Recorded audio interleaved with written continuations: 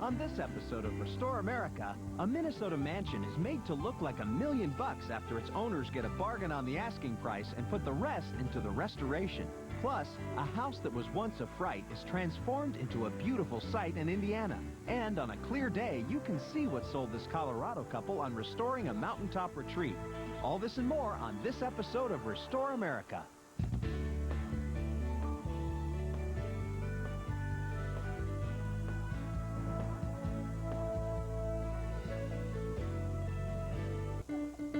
Next, these house hunters thought they'd found the perfect Colorado property until they took a look inside the house and its 4 cabins.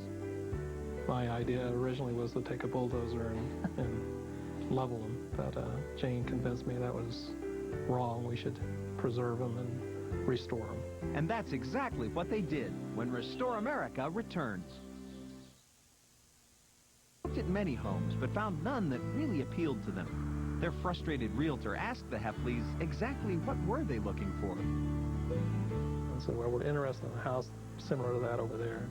The house, as we looked at it from the stoop of this other house, set up on a big rock, and it's set on 30 acres and the trees and everything, and it's rustic, and that's what we were looking for.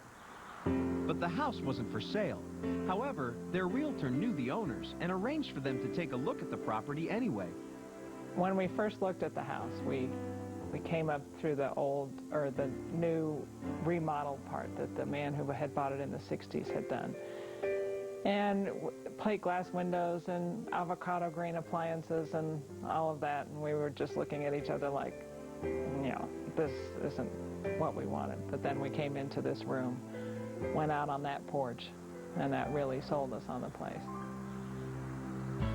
Despite the poor shape of the interior, Jane and John were captured by the location and the house's potential, but the owners still weren't interested in letting it go. After prolonged negotiations, they convinced the owners to sell. What the Hefleys bought was known as Aspen Rocks, built in 1913 as a summer family retreat by T.B. Stearns. At the time, he was founder of the 3rd largest manufacturing firm in the nation. The property included 30 acres, a main house, and 4 cabins for Stearns' children and their families. John and Jane realized there was a lot of property to restore, so they brought in architect Thomas Beck. Originally, this home was designed as a summer residence to come up from Denver, and Jane and John Hefley wanted to make it a full-time residence, and there was quite a few challenges to better insulate, waterproof, and seal the house. Our biggest challenge was trying to keep the historic aspect of the house, the original, the logs, and the way the house looked on the inside, but also make it a place where we could spend a winter evening in front of the fire. Instead of insulating the inside log walls, they put the insulation on the outside and then replaced the siding and roof, which were in bad shape. But the centerpiece of the house was the massive stone fireplace, hand-built by the original owner. The Hefleys patched, repaired, and brought back into use the grand fireplace. Next, John and Jane turned their attention to the front porch. This is one of our favorite parts of the house. We enjoy the views from here. My wife spends a lot of time here out here. When we acquired the house initially, we need to lighten it up, so we sanded all the dark paint that was on the floor, brought it back to a natural wood color. We put new beadboard on the side of the rail in order to lighten it up also.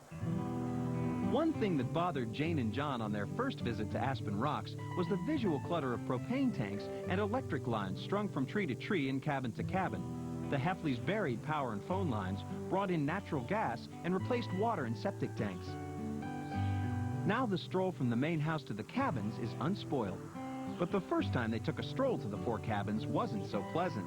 These 90-year-old buildings were in horrible condition, and the Hefleys didn't agree on what to do with them. My idea originally was to take a bulldozer and level them, but Jane convinced me that was wrong. We should preserve them and restore them, and luckily she won out. Because when we first saw the cabins, they were a mess. We just dug in and refinished the floors, which had been painted, and they came out to this beautiful shine. And the burlap on the walls we tried to preserve. It had some stains on it, but the paint just really covered that well, and that way we didn't have to drywall in here and change the look. And then we had a real nice cabin for our family to stay in. We have a lot of extended family, and it was very nice to have a private place for them to stay. So this was a nice bonus for us. Because of the Hefley's restoration of the cabins and main house, they're once again being enjoyed in the manner and style that T.B. Stearns had built them more than 90 years ago. Except now, a family enjoys them year-round. It really came to me what this place meant to us when we finished this house and we invited all of my family up for a reunion.